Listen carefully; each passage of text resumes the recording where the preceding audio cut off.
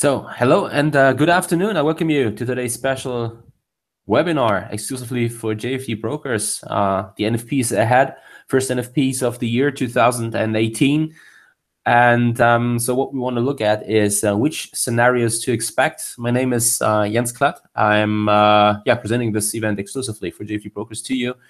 I'm their global head of research and education. And yeah. Oh, by the way, I just read this in the chat box. So happy New Year, sure. So it's been already 2 days in the year, and I had the feeling to have wished nearly everyone a happy New Year, but that's not true. So this is our first event this year. So happy New Year to you, and let's hope that this will be a very successful year with lots of tips and points for all of us. And yeah, so right before we start, here, let's have a look at the risk disclaimer. And then I can already start here with some mentioning around the ADP data set, which was published today. Data here for the ADP came in significantly above expectation. By the way, here, that's the first slide. We'll look at this a little later. So first of all, let's have a look here at the ADP data set, and some also interesting developments, I think, in the markets currently. So I myself am very I wouldn't say irritated, but it's kind of weird. So I expected especially the DAX German 30 here to react more bearish to such a quite strong euro today. And instead, even though the US dollar, look at the dollar yen, for example, we want to have a close look at the dollar yen also because this currency pair plays an important role here tomorrow around the NFPs based on its strong correlation towards the yield market, US yield market especially, and the yield curve. It's very interesting to see that the euro is quite strong and DAX is just ignoring this, just pushing higher and losing nearly every kind of correlation, negative correlation here to the euro, which in fact was, I think, one of the main drivers for the weak start to the year in the DAX and the push below 12,800 points. But first, let's start here with the ADP data set, and then let's have a look at the market and then switch over to which scenarios to expect for the NFPs. So the ADP data set came in at 250,000. That was the strongest number here in 9 months. Yes, so last time this happened was in March, around 250,000. 255,000 back then here. It was March 2017. And that was well above expectation, which was 190,000. And what I can already say is the following. So what we can do is let's have a look here, let's say, for the last 5 years, the ADP numbers, and you will perfectly see why this is relevant for tomorrow's non-farm payrolls. Normally we have a huge correlation between those two. So meaning if one data set is coming in strong, you should expect the other coming in strong again. So in fact, if ADP data set comes in strong or stronger than expected, usually this is the first hint towards a stronger than expected non-farm payrolls reading too. Nevertheless, there are from time to time surprises on the up and also on the downside. So for example, have a look here. That's a perfect example of that. You can see the blue line, the ADP data set came in, I'd say, as expected, somewhere here around 2013, 2014, and NFPs disappointed. Same is true on the other side. So here, I'd say the numbers around an ADP data set probably came in above expectation, but the numbers from NFPs here surprised massively on the upside. And usually this results in certain kind of stronger moves then in the currency markets, especially the yield markets and also in the, especially in the US dollar then. And so from all in all, I'd say with today's data set here around the ADP data, we should expect NFPs to probably surprise on the upside. Well, that's a first indication, even though we have to add here that on last Tuesday, we saw a first data set, which usually acts also as kind of indication. It's the, in this case, ISM manufacturing, and they have also a so-called employment component here, ISM employment, and this is usually also very, very strong and positively strong correlated towards the NFP data set, and these numbers came in below expectations. So, one second. Okay, yes. So that's probably kind of a counterweight here, and probably lets or dampens the expectation around the NFPs a little, even though today that was a really strong number. Nevertheless, now the expectation is set, if you want, and if now the NFPs come in below expectation, that could easily result in a further and more aggressive drop in the US dollar, even though US dollar was sold aggressively over the last weeks. And now let's switch over here to the markets. First of all, yeah, here. So this is the DAX, and this is already surprising to see this strong move. That's a 5-minute chart. You probably have heard me talking about the DAX in the morning meeting in the YouTube channel from JFD, or also, I have to say, and the so-called DAX long or short. That's an event around the market opening. And I was a little skeptical if it's such a good idea from a risk-reward perspective here to trade the direct break out of this open range here, which you can see and is set with these two purple lines here, horizontal purple lines. That was the breakout above 13,075 with a stop here. And the reason I was skeptical was because the market was already quite extended when it started the day. So we traded open with a gap higher here, and the market was already pushing higher. And also the Euro USD was, let's say at least stabilizing around 120. It wasn't that strong, in fact. So, and there was a good chance that probably we see another push higher here, which usually would, and based on my research I did, and based on the fact what we could see here on Tuesday. So this drop on Tuesday was mainly driven by the push in the Euro USD, and you can clearly see that. So if you look here at the 4-hour chart in this case, but we can go down to the 50-minute time frame. So that was the start into the year. Where is it? Second here. So this is where we started on the 2nd of January here, and then we pushed higher. And you can see this here. You can clearly see this from 9 a.m. German time, so 8 a.m. GMT. We pushed higher up to the highs around 121 here, the highs of 2017. And it perfectly coincided and was positively, or in this case, negatively correlated to the drop in the DAX.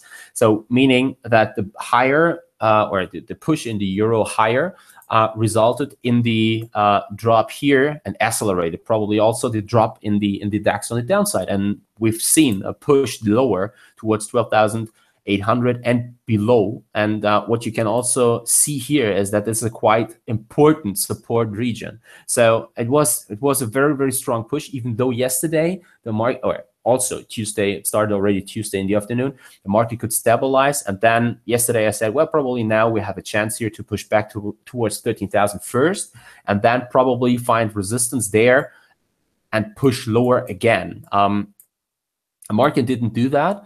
In fact, yesterday I had a small long position, and I was thinking about probably taking a profit here, even though then I said, well, based on the overall picture we have here, and we can draw on the euro and the current negative correlation, probably it's not the best idea, but probably the market has some potential to just walk higher and just move through this potential short trigger here. Unfortunately, it came with a small delay of several hours in this case. But the position yesterday, I closed it then around the closing time of the FTX future. This is 9 p.m. GMT. And so, in fact, I wasn't that wrong with my call. Unfortunately, I'm not long anymore. And so we can right now see the DAX pushing higher here and really not looking back. And this is even more surprising since this data set, and now we come to the NFP, respectively ADP data set first. Let's have a look here at dollar Japanese yen, for example. So this is a daily chart. Doesn't look that promising all in all. This is a quite choppy market environment. But let's have a look here at the 50-minute time frame. So you can clearly see that there's a strong correlation between the strong data set we've seen from the ADP coming, respectively the Bureau of Labor Statistics here, and the dollar Japanese yen. So right now, US yields are obviously pushing higher. US dollar can be seen to be stronger, and dollar pushes higher here, and in fact made new daily highs. And the region around 113 will be a topic, by the way, in the slides, in the upcoming slides for the NFPs for tomorrow. And so it's a usual reaction. You'd say, well, okay, data comes in better than expected. That makes it more likely that the Fed will hike rates in 2018, not just probably once, as we will see. Market is expecting the Fed to hike rates here already in March, but probably 2, probably 3 times. And so you expect, definitely, based on this more restrictive monetary policy approach here from the Fed, the US dollar to strengthen. And now look at the euro. The euro does the complete opposite. That's pound yen. The euro strengthens here. It completely ignores, in fact, this strong data set, and pushes higher towards, in fact, the region around 120.80, 121. And this is, in fact, I wouldn't call it US dollar strength, but it's euro strength, because the US dollar right now should be expected to strengthen. It does against the Japanese yen, for example, but it's not capable of building momentum here against the euro. And this is a really strong sign. And it's even more strong, it's even stronger. It's even stronger what we get to see here in the DAX. So this, in fact, is really strong, because again, strong euro usually goes hand in hand right now in the current market environment with the DAX weakening, and instead the DAX rises. So it completely ignores the strength in the euro right now. And so with this in mind, I somehow have doubts that this momentum will end here in the near term, but instead could easily expect, especially if now the US market's probably open stronger. It's also something we want to have a look at in a few seconds here. So the Dow Jones, for example, sees 25,000 the first time right now on the US markets, so the future here. And the US markets haven't yet opened. So there's some squeeze potential, and this means nothing more than that the DAX can easily push higher and up to 13,300 points today, and probably higher than that.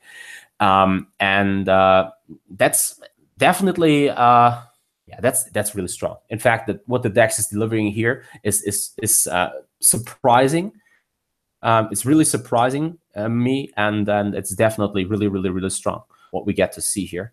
And let's just see how things develop here. Even though I wouldn't be surprised to see a stronger push here higher, and probably moving the DAX moving up to, let's say, 13,300 points.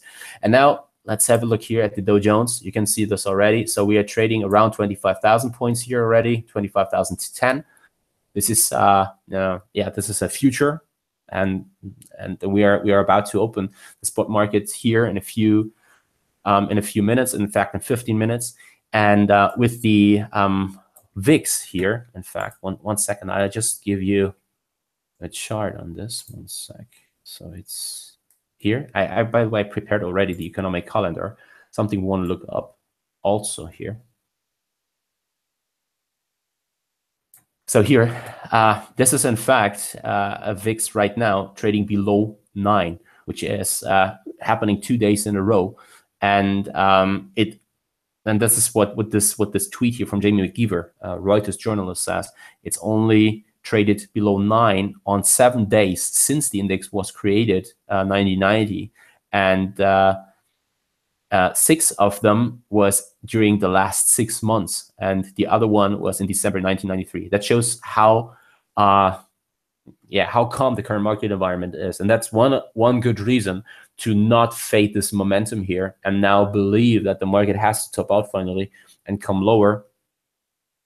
Even though I'm considering risk rewards to be unattractive in the Dow Jones here, also in the S&P, I consider risk rewards for long engagements not to be really attractive, even though you don't want to be short such a, let's call it a dull market. It's just pushing in one direction, volatility being really low, absurdly low, and that's one good reason to be really careful here. Really careful in terms of short engagements, anti-cyclical short engagements. And something I mentioned in the German version of the morning meeting today was, if the market really wants to move lower, it will show you that it wants to move lower. That's one thing you should keep in mind here.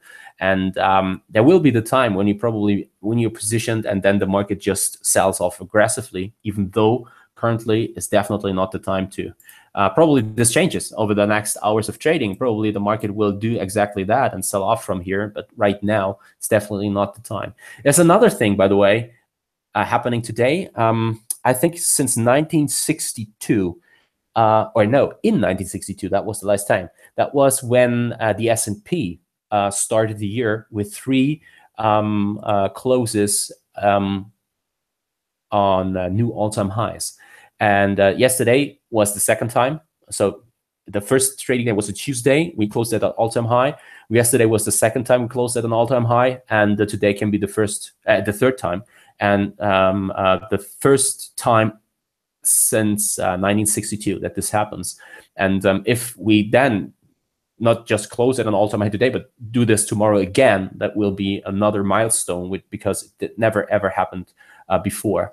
All this does not necessarily have something to do with the NFP data set or something. It's just some statistics and some background information. Even though what you should definitely take into account, it's very you have to be really careful in terms of anti-cyclical short engagements in the equity markets right now.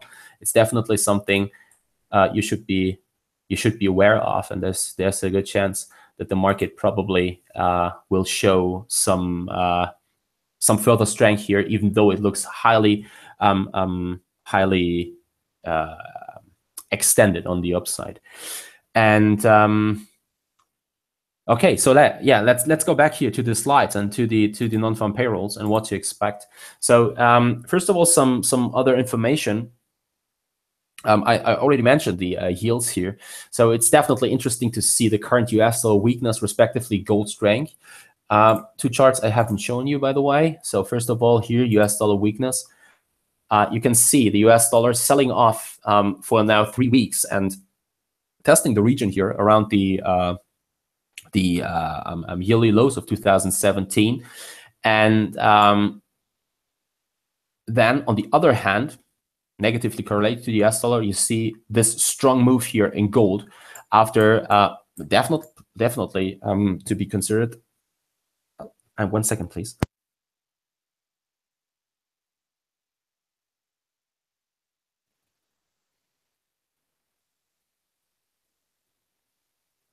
Okay, so here I am again. That was definitely a bearish break below 1,260 USD per ounce here. And then it was aggressively bought back. There were several mentionings from my end here that here you should be somehow a little careful, not trading this break short, but trading the retest of this region around 1,260 to 265 to short this. It's a former support, and it became potential resistance and short trigger when the market broke below this level. And so the interesting thing here is that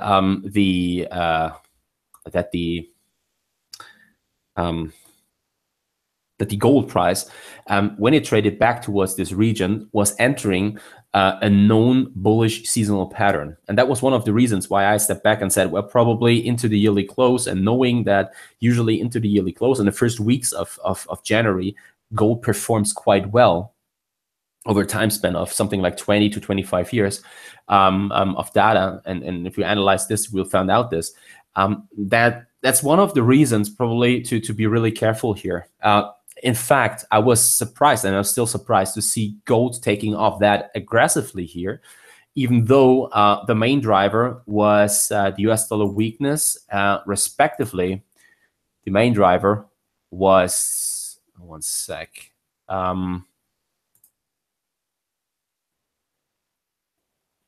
was yields coming lower.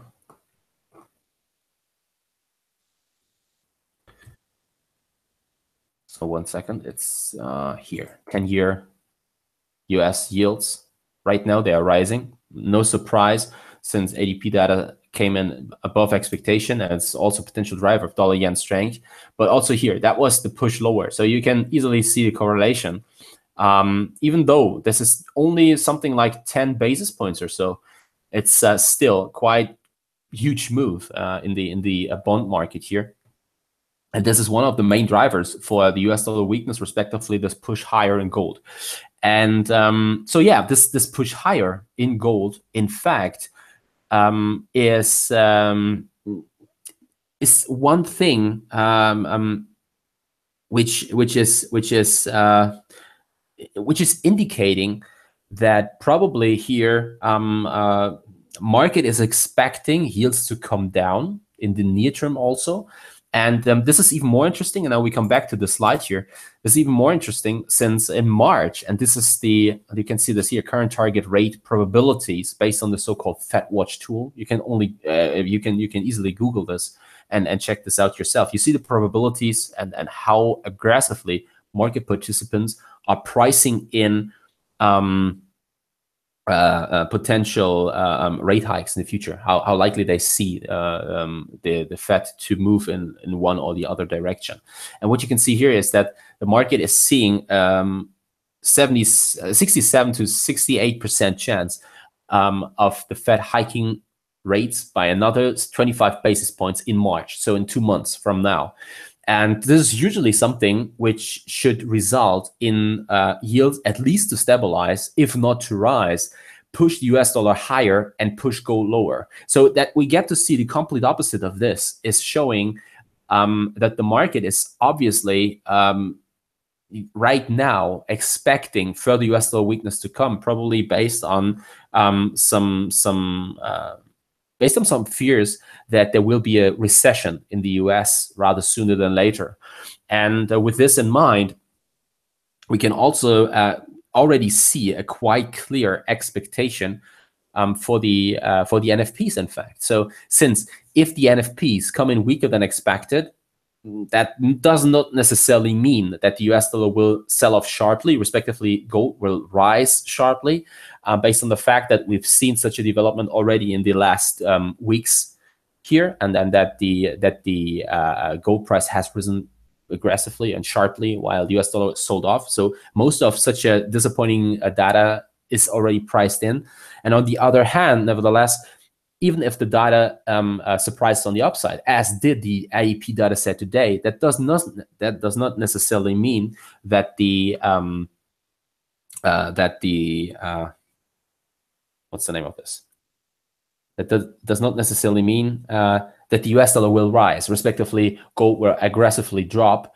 Probably we see kind of a stabilization. Probably we see kind of a corrective move in the gold price here, but with having this thought around the potential recession in the near term here, or at the horizons, to be seen at the horizon somewhere, that there is a potential recession in the US. Well, with this in mind, the approach here should probably be sell the bounce in the US dollar in whatever a currency pair, if it's Euro USD or if it's dollar Japanese yen, for example, probably especially dollar Japanese yen, or is it buy the dip here in case of gold. And this is something we want to have a look on now, or a look at right now here with some potential scenarios I've worked out. So in fact, you might wonder here, what is this? Consensus range, unemployment rate, and especially where to find this data.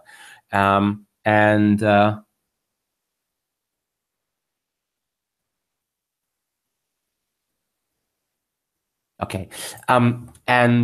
So in fact, everyone can find this data very easily, and I highly recommend to do so in the next month. So just imagine you don't have the time to watch the recording here or to attend this event, usually taking place at the day before the NFPs every month here.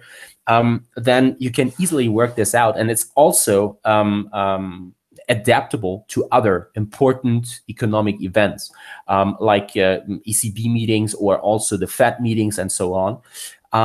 So let's have a look here once again at Bloomberg. So this data is in fact from Bloomberg.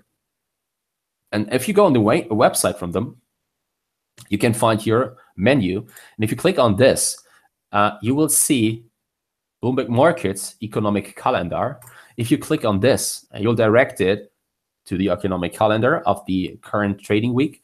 And then you go to Friday employment situation and you click on this. And then you'll see some really nice data here. You have the consensus range. This is what markets expect, analysts expect, but you have also a consensus range. It's probably even more interesting since you can see in what range market participants / analysts here expect the data coming in, meaning nothing more than the following. If we get to see a reading which is far out of this range on the up or on the downside, you have a bigger chance then to see massive moves instead of the market reacting probably in some choppy way on the up and on the downside at the end.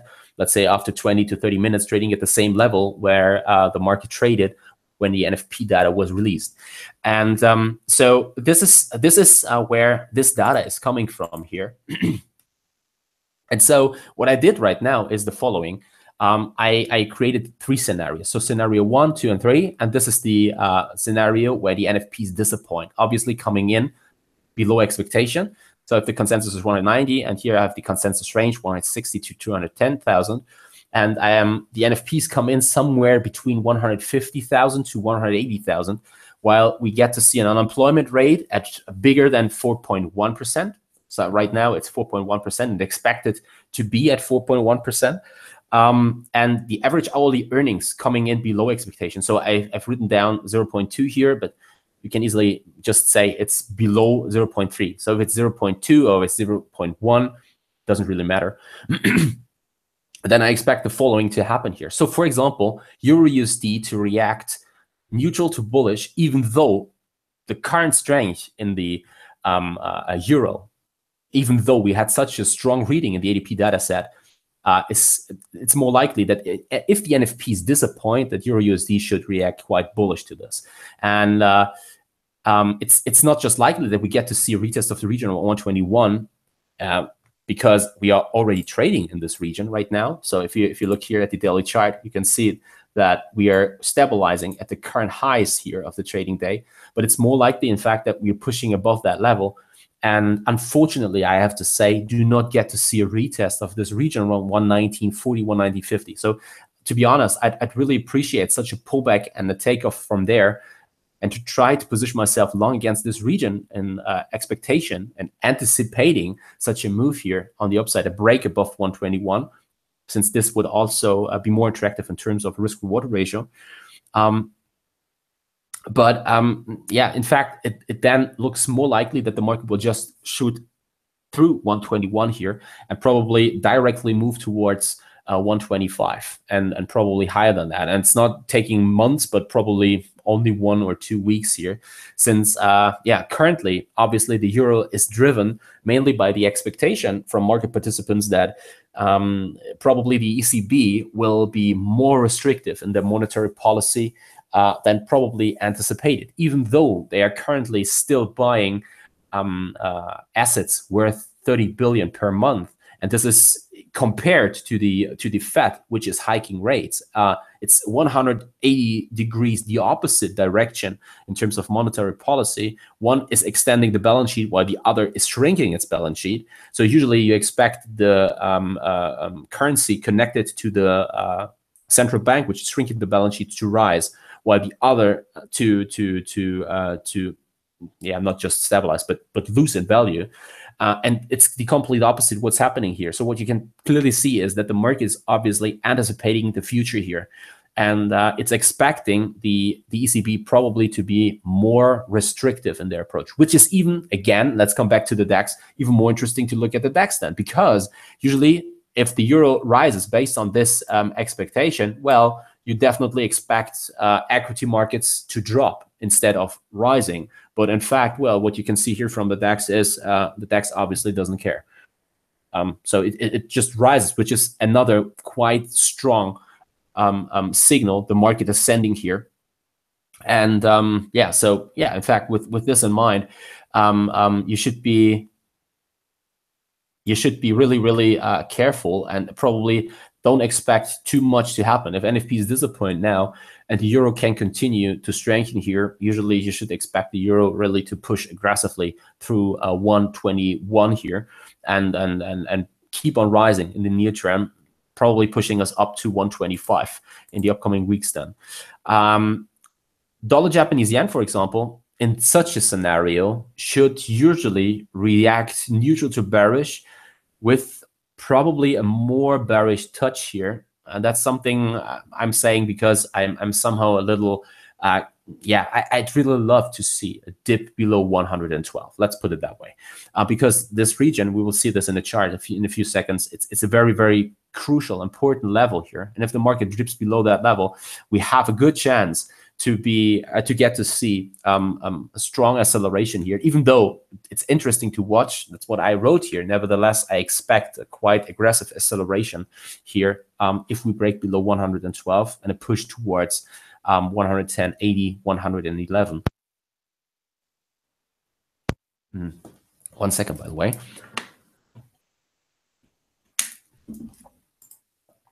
And while I'm taking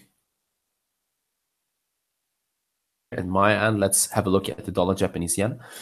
So in fact, I haven't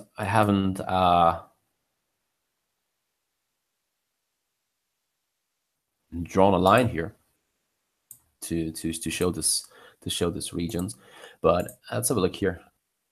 So it's a very, very, very interesting region to see. Or let's do this that way. So it's green, it's a support.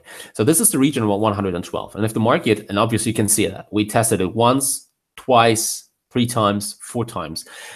If the market will break below that level, there's usually no other target on the downside potential. First target and the region of 110.80, 111. So far, the market can easily stabilize about this level and above that level because the ADP data set right now is bullish for the US dollar, since it is the main driver for the current, for the current rise in yields here. So even though it doesn't look that much what's happening here, and the market is probably rising something like 2 basis points, which is in fact not that much, but it's a very deep market, the bond market. And so this push here, and you can see that it's coinciding with the publishing of the ADP dataset, is obviously positively correlated to the dollar Japanese yen. Or put it a different way, if the NFP dataset disappoints tomorrow and is completely coming in different to what we expect right now based on the ADP dataset, you usually expect not just this positive and bullish impulse to be sold again, but probably an even more bearish reaction here and a massive attack around the region of 112. What's also interesting to note is the Japanese yen futures, which are traded at the CME, and the commitment of traders report here show a quite heavy net short exposure, meaning if we get to see a bad data set here around the NFPs tomorrow, which, by the way, would surprise the markets right now. And this coincides probably with an then starting corrective move in the equity markets, and potentially some risk aversion coming in, even though you shouldn't anticipate such a risk aversion. But just assume that this happens. Such a net short sentiment extreme here could result in a further acceleration on the downside if we break below 112. So everyone who is watching dollar Japanese yen should definitely watch 112. Right now, you can see that we are in a very, very choppy market environment, and it's not worth to take any positions here, especially not those which are dollar Japanese yen short, since you have to pay for holding such a position overnight. Because you're buying a low yield currency, zero yield currency, while going short and borrowing a currency which is currently one of the highest yield currencies in the G10 currency universe. And so that's one of the reasons why you should wait for such a break to happen. But if it finally happens, this is getting really interesting here. By the way, sentiment extremes. Before we go over to gold, probably something worth watching here too. Let's have a look at the WTI price, oil prices. So right here, you can see that we've obviously seen a very huge acceleration here on the upside and a strong move higher yesterday again, potentially driven by the developments you get to see in Iran right now. Nevertheless, so we have a quite, one sec, please. We have a very, very strong sentiment extreme here too. So 1 second. You can see this in the commitment of traders report too. The last time this happened, the market sold off very strong. That was in March last year, and you will see this in a few seconds here. So you have never seen something like this before. So it's the strongest net long exposure ever on record. So market speculators have not been more long crude oil futures here in the history before. That's the highest net long exposure on record. And the last time that happened, in fact, was here. And it's very, you can't really see it, but if you draw a line here, you will see that this coincides nearly with those highs. And I can show this to you in the chart here. So let's go over here. That was here. So price action was completely different. So the market topped out already quite a while after there was such an OPEC deal agreement somewhere in December 2016. And then there was this drop here on the downside based on the sentiment extreme. And in fact, no one really expected it to happen because, and this was the interesting thing, there was just numbers around crude oil inventories published, and they came in and suggested an oversupply here.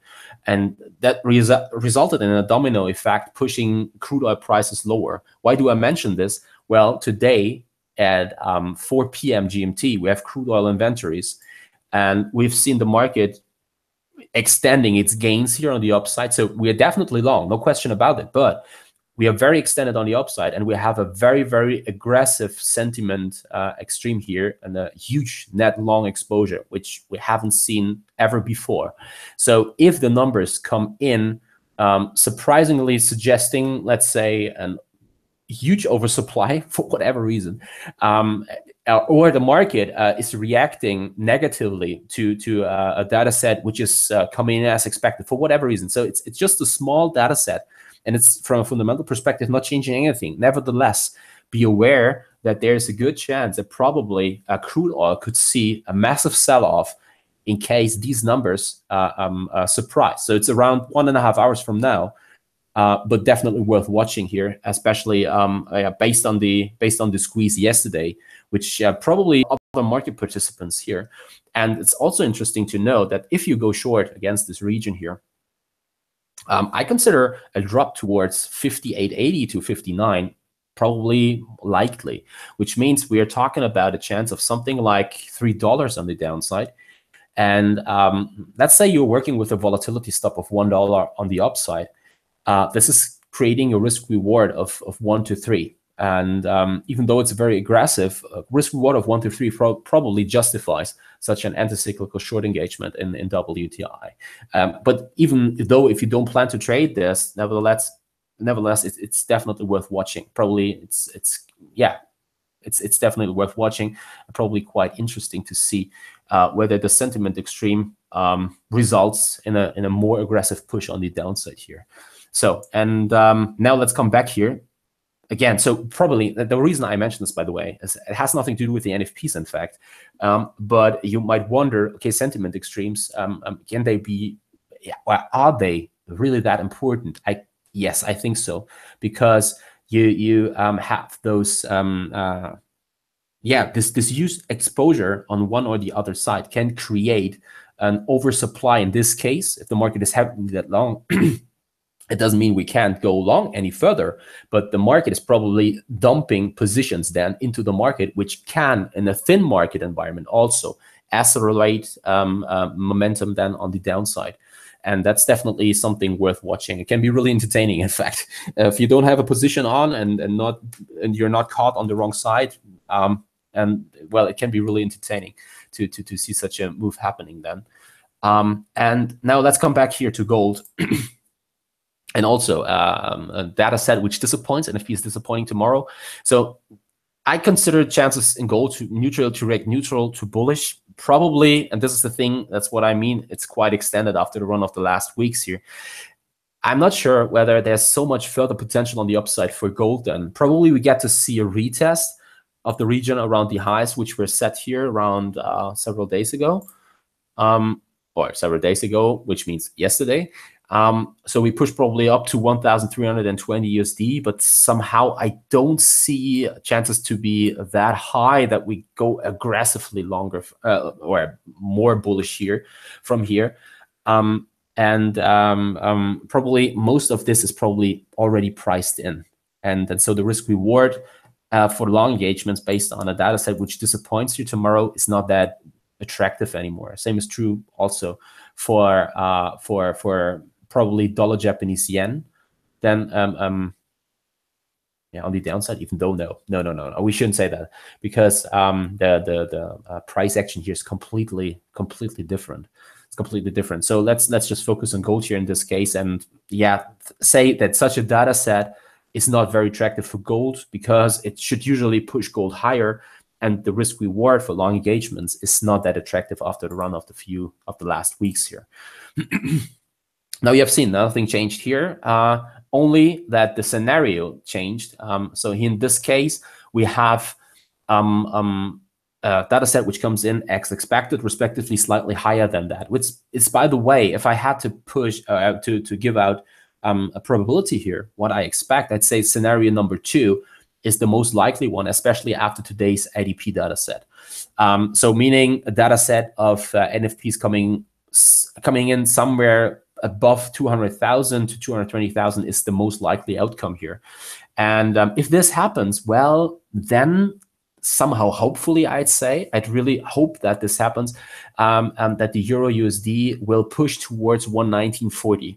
Even though I have to say the current strength makes it more unlikely that this happens, and probably the Euro USD can stabilize, even if it probably pulls back from 121 again, but can definitely stabilize above 120 here. Nevertheless, I still like this area here, 119.40, 119.50, because it's a potential long trigger, an attractive long trigger, which is creating quite an interesting and attractive risk reward here for further engagements on the upside.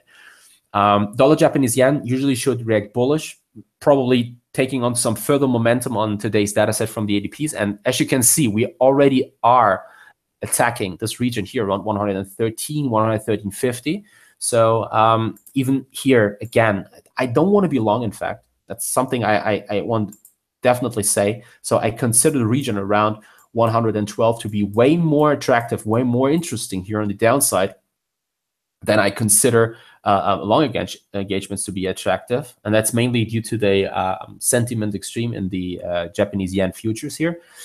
Nevertheless, there's a chance that we push back above 113 and attack this region if the data around the NFPs come in better than expected, or as expected with a touch towards better than expected because of ADPs today.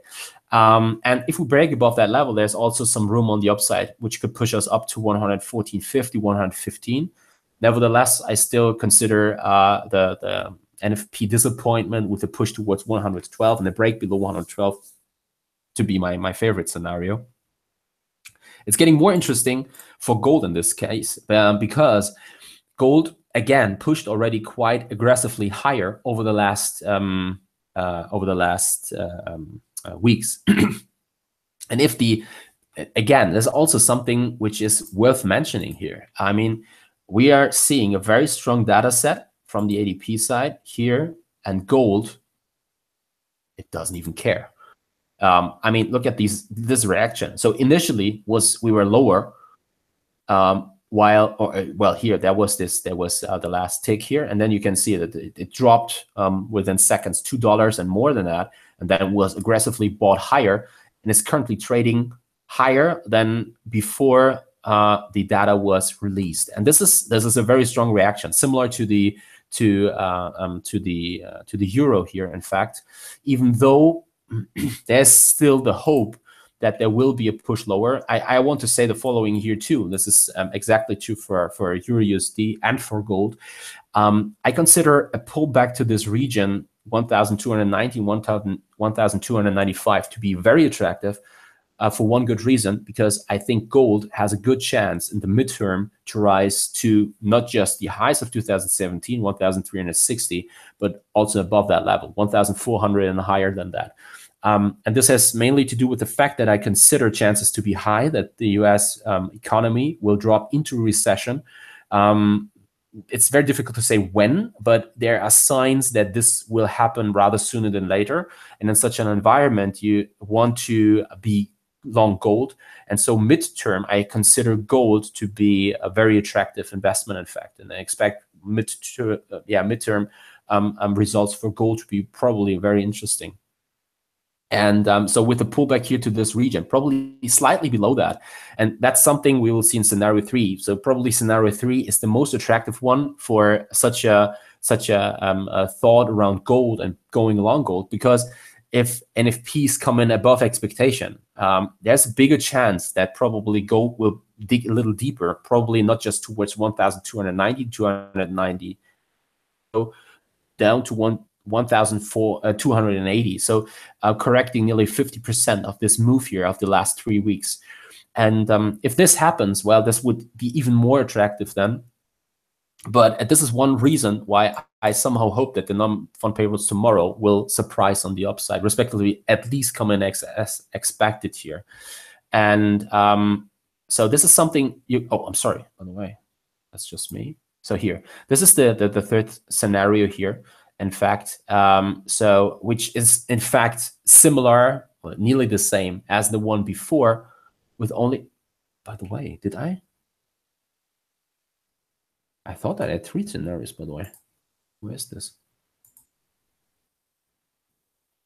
Oh, yeah, now I see this. Okay, so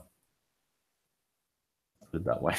So it's scenario 3 in this case. You can see this here. So this is 2, this is 1.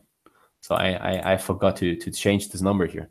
And by the way, this is also not 230K and higher. So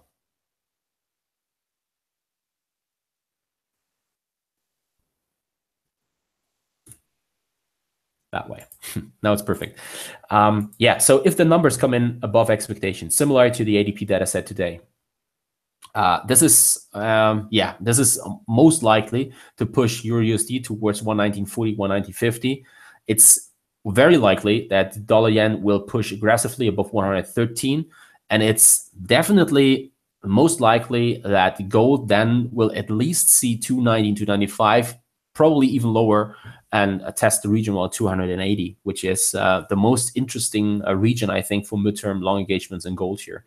If you really have, as I have, or as I am of the opinion, that we get to see in the near term a recession in the US, which is, by the way, also one of the reasons why I'm very skeptical on a broad scale here towards the US dollar in general. That's also true not just for the EURUSD. There's a combination of more restrictive ECB plus a more let's call it more dovish. Yeah, more dovish Fed.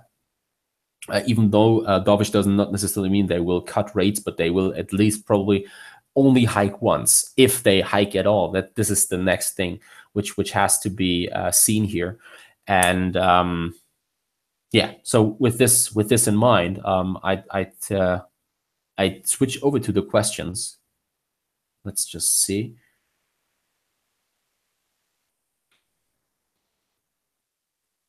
Okay, are there any questions at your end? So you can ask them here in the chat box, and I'd really like, and I'd really happy to answer them.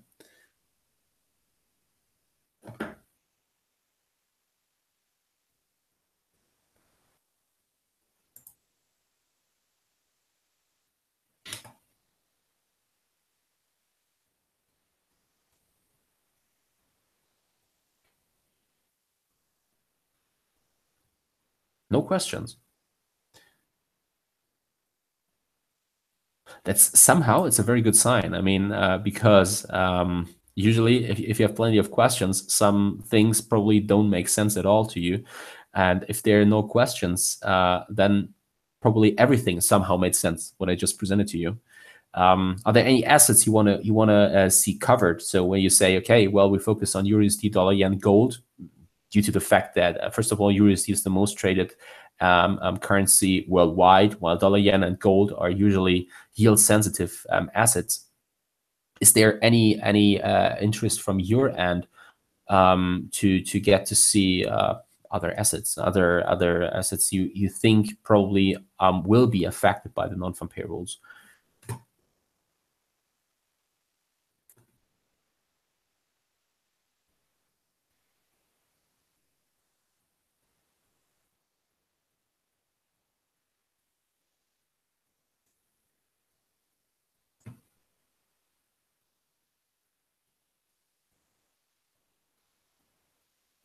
No questions around this too. This is interesting. So, yeah, what shall I say? Probably. Okay. This is interesting. Yeah. So GBP. Will GBP get dragged up by the euro? So this is in fact a very interesting question. So I think one main driver for the current move higher here in GBP against around 133, 133.50. That's a 4-hour chart towards also here the region around the highs of 2017. I think one main driver was US dollar weakness, while on the other hand, it was euro strength. And usually what we know is that a euro and GBP are usually positively correlated to each other. One sometimes stronger, sometimes a little weaker, but all in all, they're strongly correlated to each other. The thing is that if I had to choose right now between euro and GBP, I definitely favor GBP, since I consider the direction. Again, I consider this really, really, really, really strong, what the euro is delivering here. This is really crazy, really, to be honest. I mean, just imagine ADP came in way above expectation. And well, the thing is that euro is not we don't expect euro to strengthen that much, and while it still does, it's a very strong sign. While now, for example, here you can see that GBP has some trouble, since the US dollar itself does not take on any. The US dollar takes on momentum. So the US dollar, in fact, is bullish, even though some might wonder and say, hey, didn't you have a look at the US dollar index future? And why is the US dollar index future weaker? It's a very simple explanation. 60% of this basket that wins against which the US dollar is traded here or considered is euro. Let's say 60% euro, while then we have something like 10 to 12% GBP, Japanese yen, and so on. And that's one of the reasons why this US dollar index future is lower. So if I had to choose one, I definitely go for the euro. And that means, on the other hand, that if I had to take a side here in euro GBP, for example, I take the long side and don't expect this quite crucial region around 87.50 to be broken in the near term, but instead see another push higher towards 90 to 90.30 here. So I definitely, oh, by the way, sorry, here. So it's Euro GBP daily. So I definitely right now favor Euro over GBP, even though there is a slight chance that the Euro will push the GBP higher in the near term. This is especially true, by the way, and probably even more positive for pound sterling, if there is kind of a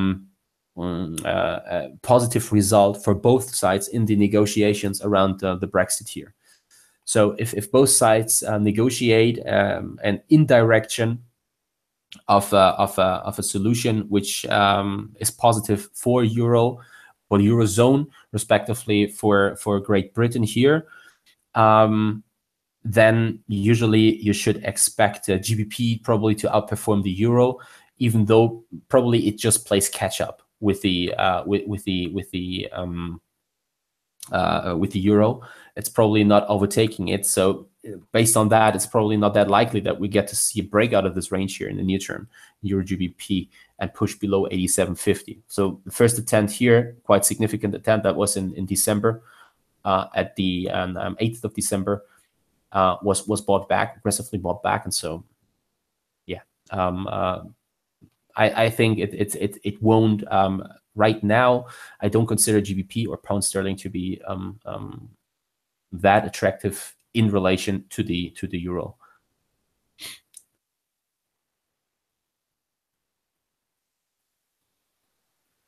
Yeah, okay. So that's it from mine then. If there are no further questions, then I'd end the event right here. If there are any questions, please shoot me an email, contact me via Twitter, contact JFD.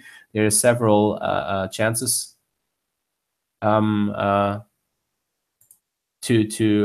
stay in contact here.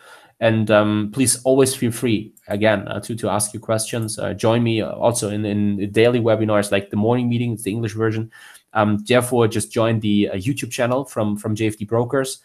Subscribe to it, and then you can find also the live stream there. It's a live stream, so you don't have to register or something. Yeah, and so that's it from my end. So stay tuned, have fun, and good luck with the NFPs tomorrow. And have a nice afternoon. Let's see whether there's some further action on the upside in the US equity markets. So far, well, by the way, we can easily switch over here and just have a look. I've already prepared. Yeah, sure. I mean, sure, we get to see a new all-time high. So that's getting interesting. Really, it's really interesting. I mean, we're talking about 10 points. The S&P has to drop more than that, 13 points. To not close with an all-time high. So it's likely right now, it's highly likely that we get to see this historic close. And by the way, again, even though the market looks very extended on the upside, really stay away from anti-cyclical short engagements. Volatility stay really low, and it's really, I think, no good idea to short a dual market. Then here we come back to a quote from Jesse Livermore, Reminiscences of a Stock Operator. I highly recommend to read this book, by the way. And even though it's nearly 100 years old, it's still probably, if not the best trading book out there. And one key quote was, "Never short a dual market." And this is exactly where we are, in which we are in right now, and one of the reasons why. Yeah, probably if you're not long now, just stay away and wait for the chance to come.